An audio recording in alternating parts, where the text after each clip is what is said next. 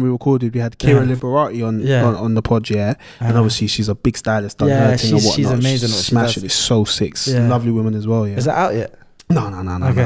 If it was out, you would have seen it. Trust me, you would have seen it. It'll come out soon though. But anyway, we got onto the point of like talking about how does a stylist know their value, because I think it's a really important discussion. Because, for example, like with what we're doing, or when it comes to us wanting to do videography or something like that, like how do you know how much people should pay you? Do you get it? So when it comes to the situations where somebody offers you X amount, how do you know what's enough and what's not enough?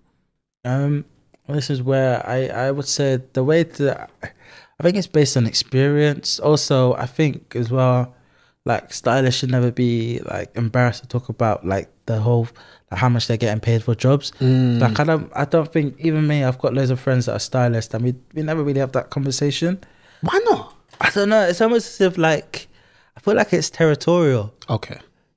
And like sometimes I don't want to discuss it because I'm like, oh, I'm not sure how my friends would react if they knew how much I was getting paid for this.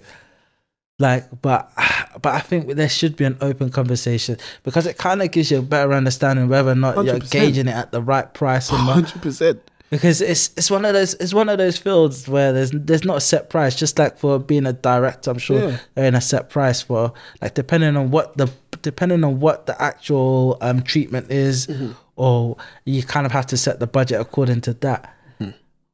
But but it's an interesting topic, because that is, I think, a conversation that needs to be had. Defo. And do you know what's interesting about what you said, Sean? You know how you basically said you got friends that are stylists and whatnot, but you won't talk about, you know, the important discussions. Do you remember when there was that whole debacle around black influencers basically realized they were getting paid less than like white influencers for the same job? Do you know what I'm saying? I saw that on Twitter and Instagram. Exactly. So since those conversations were had, the market, I'm sure, has become more equal, because it has to be more transparent now. Do you know what I'm saying? You can hold these sort of corporates or whatever to account. So it would be nice if stylists would have those conversations with each other, for people to realize, like, yo, like, you're getting shortchanged, because as I was saying before, at the end of the day, like, this is you lot's livelihood. Like, you need to make money to live. Do you know what I mean? I think that, I don't know, it's just one of those things that no one talks about. Like, you know, the whole freelancing aspect, no one talks about, like, you know, how can you make an income from it? Like, it's only been like probably within maybe like a few years, probably about, I've only started to see kind of like money coming in, like proper, like, I can say, just the past couple of years. Maybe, I'd say so. Like, it's still grafting, you know. I'm still not like where I really want to be, but like, it's still grafting.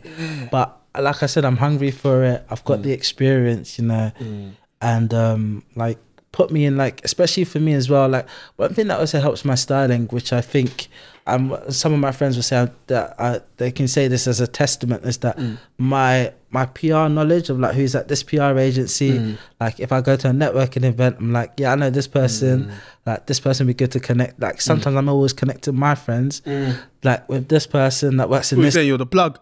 I could say it. I could kind of say humbly. Yeah, in a way, because like I just feel like I've met a lot of people. Like, funny enough, like, a lot of people went to college with, university with. Some of them just find themselves. I find them working in the industry, and I kind of, oh yeah, we went to school together, and that's how that conversation then.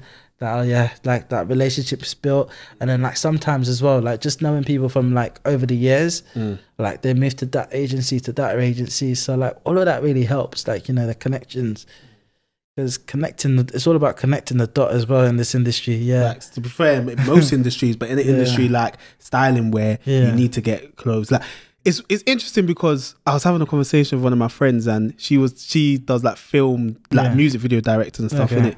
And she was talking about favors, how favors are like a thing in that industry, where it's like, if somebody does something for you, like, you kind of unofficially but officially owe them something, and you can call it in at any time. Like, would you say that styling has like a similar element to that? No, I wouldn't say there's not a sense of favors, because sometimes you can still know somebody at an agency, like, oh, I want to request to use this clothes for a particular artist, and they can say no, because it probably doesn't fit the branding of that brand, and that's fine.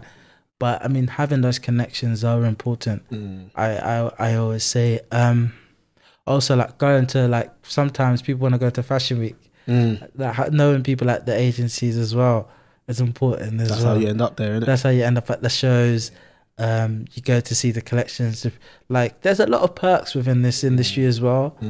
Like sometimes like you get industry only like events where like you can go to a sample sale, which is like and you can have access to these brands. Like there's also like different things that like they can gift you as well. Like those are nice perks of being like able to have those connections within the industry. No, as they say, your network is your net worth at the end of the day. Of course. You know what I mean? Thank you for watching another episode of Where's My Podcast. If you ever want to take in future episodes on the go, you can find us on Spotify and Apple Podcasts. Whilst you're there, please leave us a 5-star review. It would really help.